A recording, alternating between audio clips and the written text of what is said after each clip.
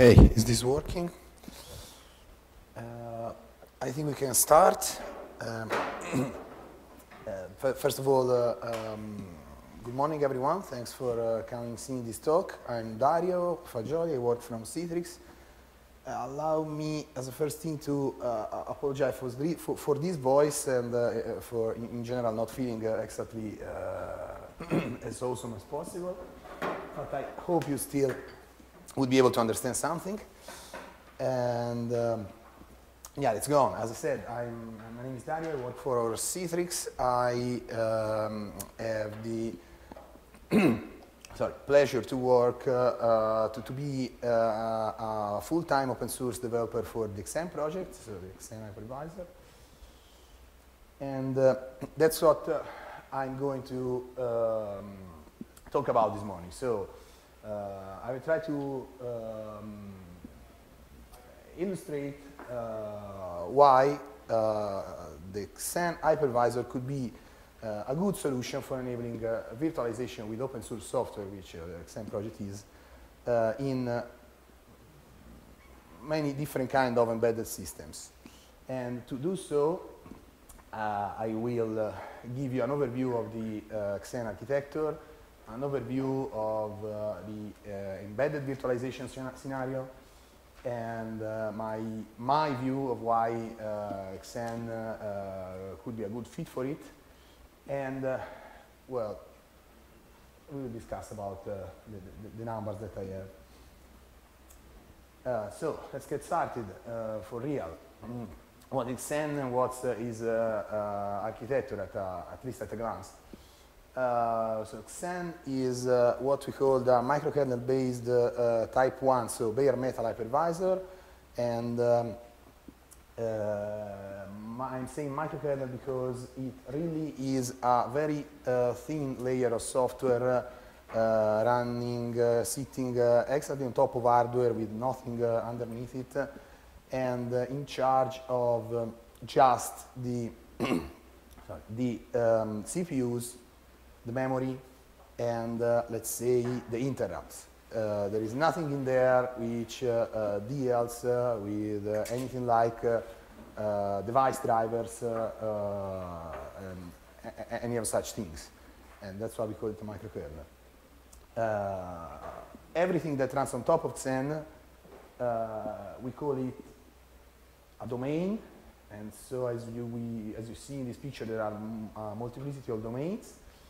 This one of which we usually like to highlight in a little bit of a special manner because it's DOM0, which is what we call the control domain. And in fact, as I said, XN doesn't want to deal with device drivers, with devices and their drivers, but someone else too. And in the XN architecture, that is DOM0. So basically, we provide some special capabilities to DOM0 to allow to be hit that runs the driver for I don't know, the network card, the disks, and all the things that you want to have in your platform.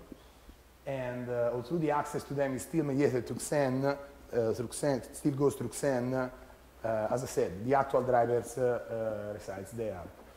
The other domains are the actual, what we usually call the guests, so the actual virtual machines. And this connection between this brick here called PV backend and this other one called PV frontends is how the access to the devices is shared with the further deviation of the mediation of DOM0 to all the various other domains. So this is a very quick and high-level overview. Allow me for just give you a slightly more detailed view of the architecture, because there is something which I will at least cite later in the presentation, which is one of the one of the advanced capabilities of Xen to deal with what we call driver domains. So it's more or less similar to what we saw before, but in this case it is no longer DOM0. As you see, that run the actual drivers for the devices in the hardware, but it's these, in this case, these two other domains. We call this one the disk driver domain, this one the network driver domain. So in this one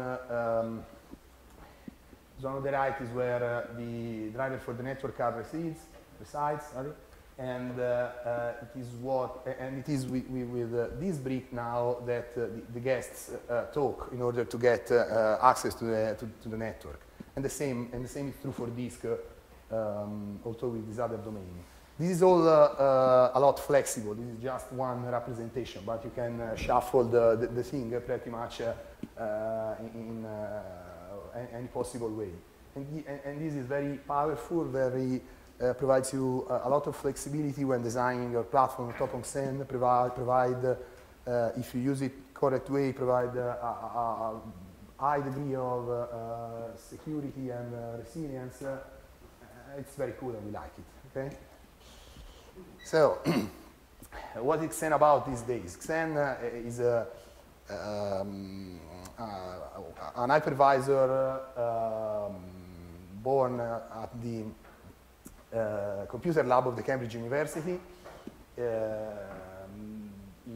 then was commercialized by a spin-off company, and through various steps and a long process, it became an open source project, and now it is a Linux Foundation collaborative project, meaning that our home is now the actual Linux Foundation, the same that provides similar services to the Linux kernel and to a bunch of other projects, to be fair.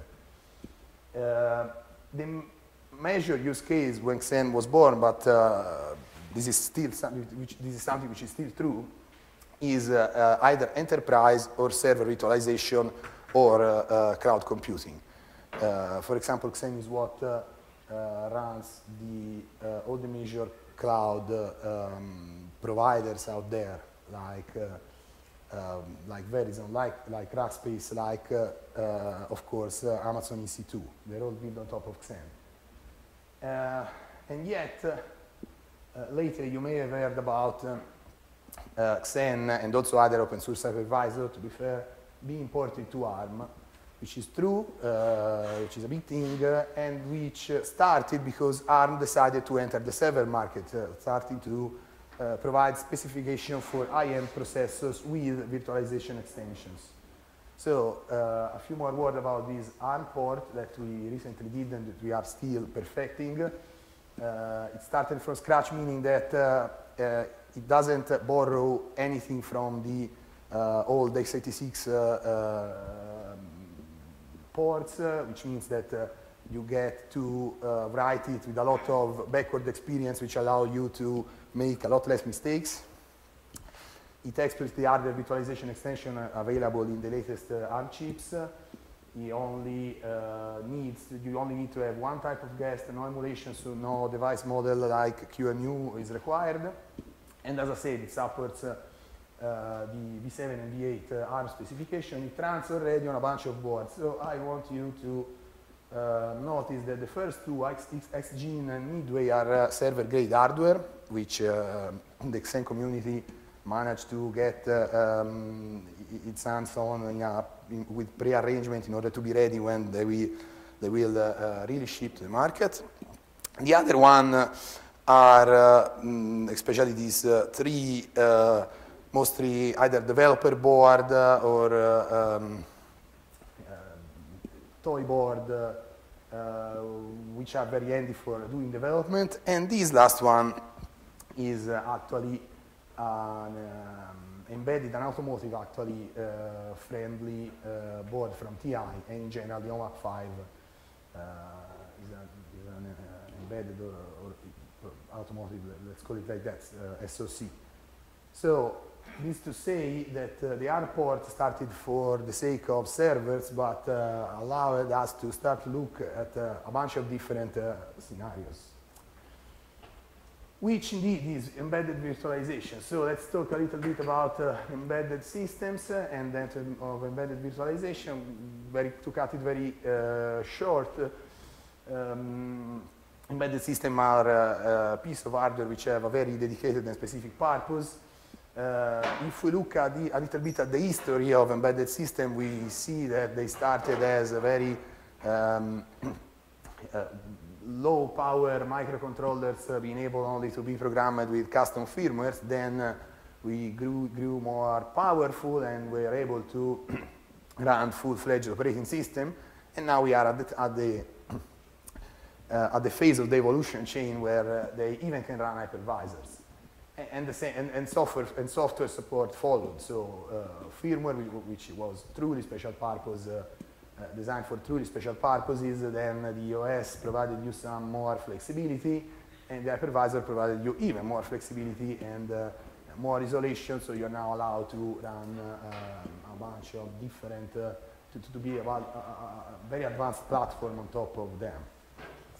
So a couple of scenarios, the mobile, tablet, phones, whatever, which basically means running an hypervisor on your phone or tablet, which accounts for the use case known as bring your own device, meaning that you have either your company gives you a phone or you have your own phone which you want to use both for your personal use and at work, and you want these two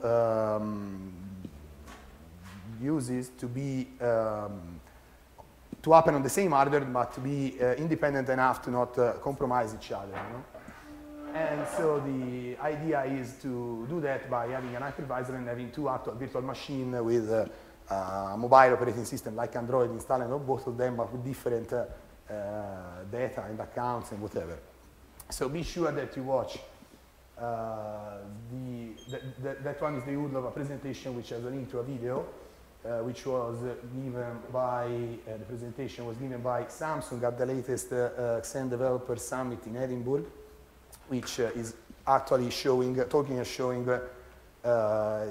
thing on a Samsung tablet. There has been a talk about this exact thing yesterday morning. There has been a demo about this yesterday at the Xen booth. There will be a demo today as well. Can you help me the time, because I don't have the schedule with me? When you are going to be at our booth?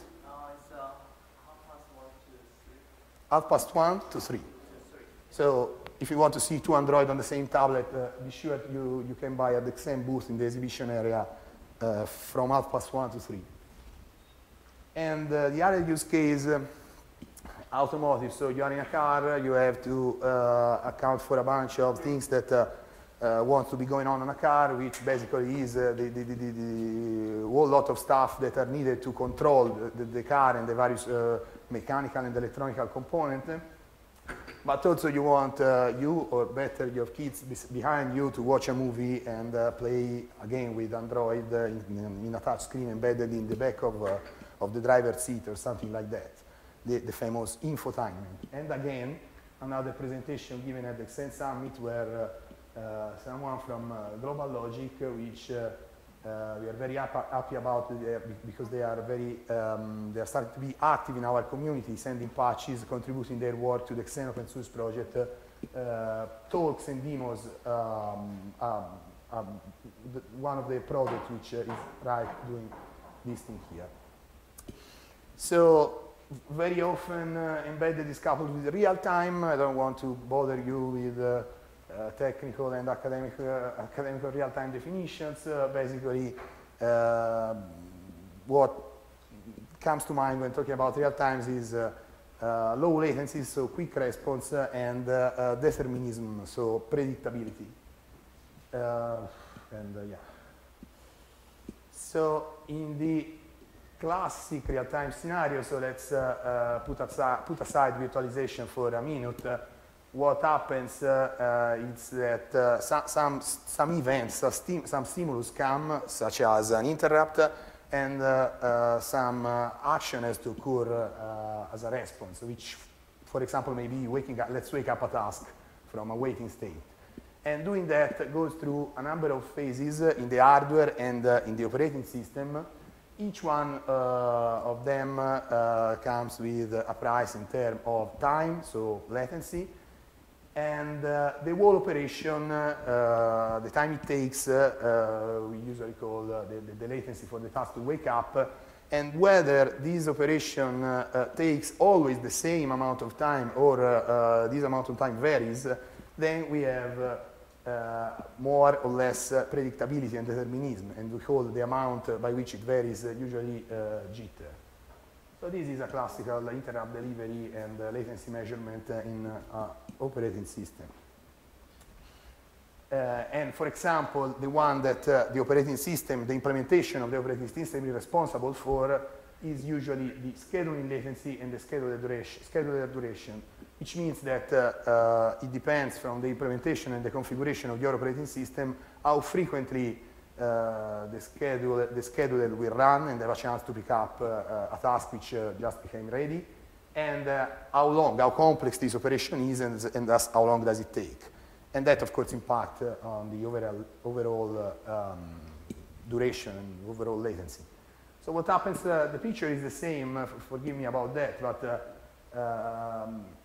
when you stick an hypervisor at the bottom of the down to the operating system, what happens is that all these components, apart from probably the very first one, but all these components grow another factor in the equation, additive mostly, most likely, which is because now the interrupt have to go through the hypervisor and then through the operating system. You now most likely have two schedulers, one responsible for scheduling the vCPUs of the virtual machine and then one inside the virtual machine. And so these both potentially affect the latency because it's going to last, every phase is going to last probably a little longer, and also the determinism predictability because it's another source of either being constant time, which will be great, or taking varying amount of time, which would add to the jitter component of the formula. So what do we? Let's jump on discussing a bit the Xen specifics of the general concept that we have introduced up to now. So basically, we have just finished talking a little bit about scheduling and the scheduler implementation, all the scheduler implementations. And Xen does have, of course, a vCPU scheduler. As a matter of fact, it has more than one, or as a matter of fact, it has a very nice and easy to extend framework, which is very comfortable for one to look at and learn how to write your own implementation of your preferred scheduling algorithm. In the mainstream, in the upstream Xen repository, mainstream Xen distribution comes with 4 schedulers, which are this one in bold. Credit is the default one, so it's the most stable, the one that gets the most of testing and everyday usage. And of course, since the Xen use case is still mostly about enterprise virtualization, cloud, and big iron stuff, these are the workloads where credit is being exercised every day and is known to work quite well. Of course, this doesn't mean that it cannot work in other situations. Just it's something that it's not happening today. Credit 2 is a re-implementation of credit with more of the interactive workloads in mind, meaning that if you are running audio and video decoding your VMs, Credit 2 should perform better than Credit, or at least it's designed to do so. but it's still considered in the experimental stage. It's not ready for production yet. Then we have SCDF, which is a proper and true real-time scheduler, which Xen comes with. But I wouldn't really recommend to use it. Actually, stay away from it, or get in touch with me, and we can discuss about it, craft together patches and fix it, because right now, it used to be the default scheduler, then when Credit took over, it got a bit rot a bit. So it's good to have it there, because at least I plan to fix it at some time. But right now, if you want to use it, be sure to get in touch with the development community so that we can make sure that the result you get doesn't upset you, because it's a little bit broken, so it's supposed to deliver strange results. And then there's the last one, which has been implemented and is maintained by DornerWorks, because they wanted an hypervisor, a virtualization solution ready for their workload, which is defense and avionics systems. And RX 653 is a real-time, it's also real-time, but it has the downside of being a very static scheduler, so it's probably not going to work well in dynamic scenarios like the one we were visiting before. But still, it serves its purpose because it allows these people to use Xen in these highly critical scenarios. So the credit scheduler, as I was saying, is the default one. Gives its best in the classic Xen scenarios of enterprise and cloud virtualization, but still it has some parameters which allows for it to be tweaked in order to, for example, behave a little bit better in the scenarios where you need faster responses. For example, with this line here, you can change the time slice, which is pretty high because the default is trying to maximize throughput. But if you can afford a little less throughput and you want to push further on fast responses and low latencies, this is something you can change. Of course, you can change the priority of the various vCPUs or the various VM, which are weights and which are relative, which are considered in a global way, and the vCPUs are scheduled according to the ratios of the respective weights. Anyway, there are in this web page there of our wiki, there is a pretty complete description of the characteristic and all the possible tweaks of the credit scheduler. If you want to do real-time stuff, of course, we will have SCDF back working at some point, but for now there is this nice project which is also collaborating with us, with the upstream community, and which we are figuring out how to further even more this collaboration and have some of the stuff that they've done merged in the upstream Xen, which is basically, as I was saying, we have this very pleasant scheduling framework to work with, and basically these guys from this research project at those two universities, Washington and Pennsylvania, have produced a couple more of real-time schedulers, each with at least 2 operational mode, which should allow you to do pretty much advanced real-time system stuff. It's about resource reservation. I can give you some more details if you want later or offline. Just wanted to show the big picture here. So other things that can be tweaked in order to achieve better performances in the scenarios that we are interested about here is, for example, the vCPU pinning, which is another thing that Xen supports. So you can, yeah, I'm sorry for the formatting here, something went wrong with the template, my fault. But anyway, which this means is that you can decide that a certain set of virtual CPUs, instead of just running on on any of the PCPUs on the hardware platform, may be confined to a certain subset of them. And so you can assign virtual CPU to physical CPU either exclusively or a bunch of virtual to a bunch of physical, and all this kind of stuff, all the flexibility. In this example here we have, this means that vCPU 0 of this virtual machine can run on PCPUs 2 and 3 of the physical hardware. And again, in these two wiki pages is where pinning is described, and it's also advised how to use it correctly and for getting the most out of the performances.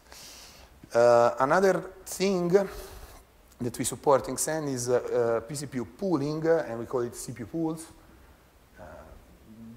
which means that you can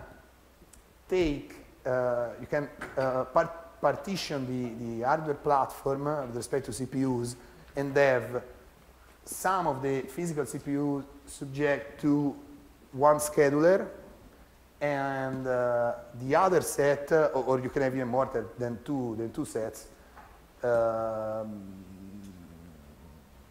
handled by either the same scheduler or another scheduler. So basically, this is a more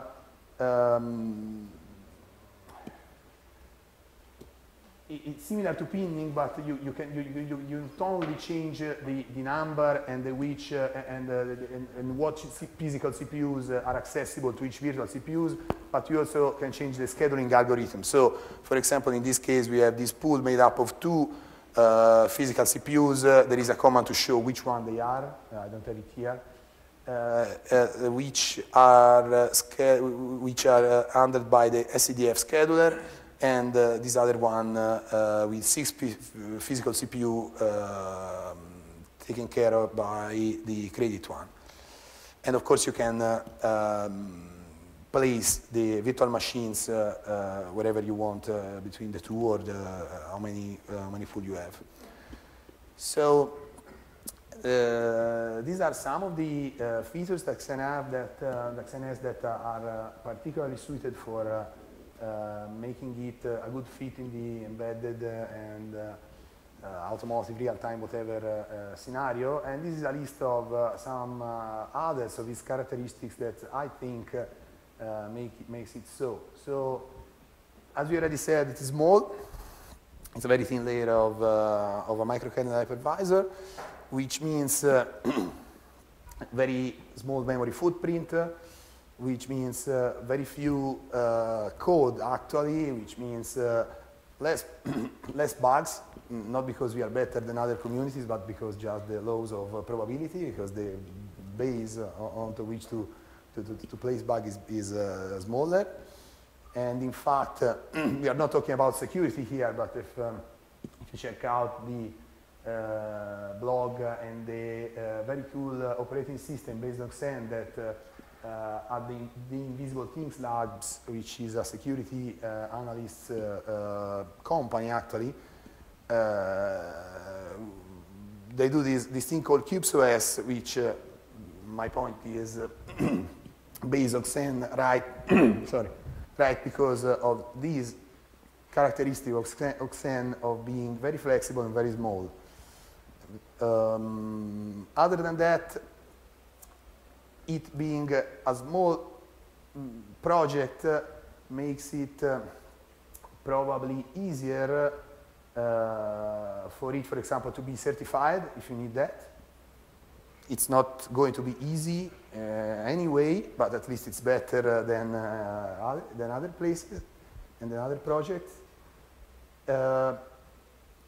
It's very quick when it comes to booting. So what Xen does is just set up the environment as far as the CPUs and the memory is concerned, and the interrupt, as I said, and then it just creates what I show you being the DOM 0, and then that's it. So it's going to be very fast to have your DOM0 up and running. And if you need your embedded platform to be up and running quickly, there is a bunch of things that you can do to exploit this feature, which is not the same in other solution maybe. Also, of course, there is something that you have to port your operating system on top of Xen, but luckily enough, this is nothing that hard, and there are examples of it in the Xen community, and interacting with us on our mailing list. There are starting to be people doing performing exactly this activity, and especially on ARM, because of how we structured the port of Xen on ARM, it is really, really easy to port your OS on top of it. And also the flexibility provided by the security, all these things provided by the driver domains, which I showed you at the beginning of this presentation. Yeah. So I have some benchmarks, but the problem with them is that there is really a lot of combinations to take into account when you want to generate proper numbers to see where are we sitting in this process of having Xen supporting real-time and embedded virtualization. So I have a lot of numbers. I still have to data mine them properly and to see whether I am considering enough and the most useful use case and scenarios. So I'm not going to show much details about them, and I'm not going to show much numbers because, as I said, it's a preliminary activity, and I plan to improve it a lot before drawing conclusion out of it. So at least I'm going to be honest and showing you that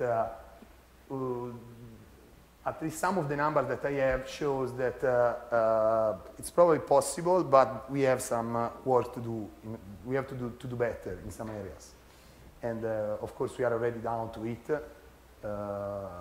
both on the analysis side, so this benchmark are in the process of being automated and integrated in our daily or nightly, if you want, testing and benchmarking infrastructure, so that we can have a constant eye on them and see how things goes. And we are of course starting to investigating the various source of latency, of jitter, of any kind of problems, and figuring out how to solve all these issues.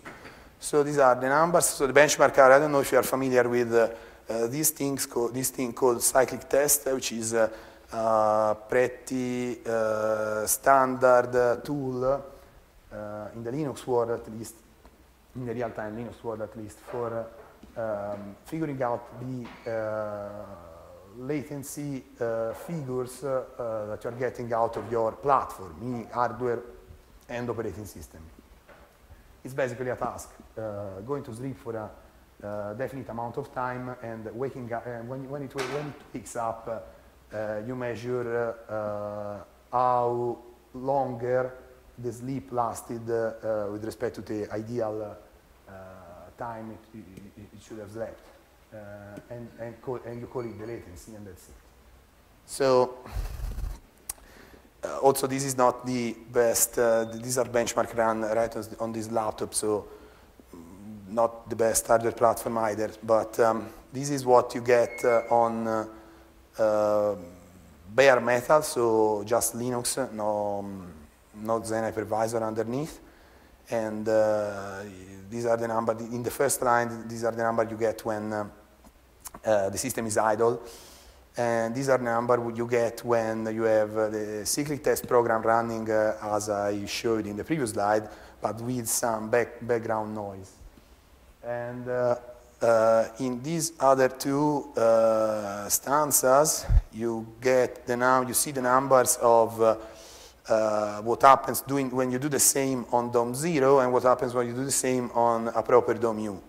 So, for example, this one down here is not bad, and that's why I say that there is room for a lot of improvement. There is room for getting at least at that level, which it's not that far from what you get on bare metal, a little bit for the average and maximum, but the minimum is good. And also, the problem is not, often, the problem is not the minimum, and it's not always and consistently meeting the minimum possible amount of latency. The problem is not having much jitter. So that's what we are concentrating on. And yeah, that's pretty much it. As you have seen, and as I hope you have been able to understand, even if I'm in this condition, I gave you an overview of the architecture, an overview of the scenario we are targeting, a few points of why I think that Xen is a good fit for that, and yeah, and we discussed a bit about future plans for more benchmarks mostly, and hopefully this served as an illustration of why the Xen project is going to focus a lot in the next few weeks or months, or let's see how long it takes on these workloads and on this area of embedded and real-time virtualization. So a few addresses, email, mine, the community, the website of the Xen project, and the wiki pages, which they're still kind of stubs right now, but they will soon enough host much more information about all these activity, all these things that we are doing. And that's really it now. Questions? Sure. Sure. You said that earlier in your presentation, you said that the implementation on ARM has been a complete rewrite of the code base? Yeah, so basically, Xen has, of course, a long history on x86. Yeah, sure. So on x86, we have a lot of features. We support different kind of virtualization, different kind of guests. We have para-virtualization, hardware virtualization, para-virtualization hardware virtualization with para-virtualized driver. We have para-virtualization in hardware virtualized containers. We have all a matrix full of alternatives. We have also, it's still true that Xen is very small for being such a complex project, but we have a lot of stuff there and a lot of complexity there. On ARM, given that there was a clear specification of what we really wanted to support, so those chips with those very specific extensions for virtualization, the implementation has been from day one targeting that very purpose. And so when I say from scratch, I mean that it did not borrow, and so it didn't carry in all the complexity and all maybe the mistakes that have been done by doing one step after the other and adding one thing after the other on x86, okay, on the x86 world. And what did you support on ARM? What? Sorry.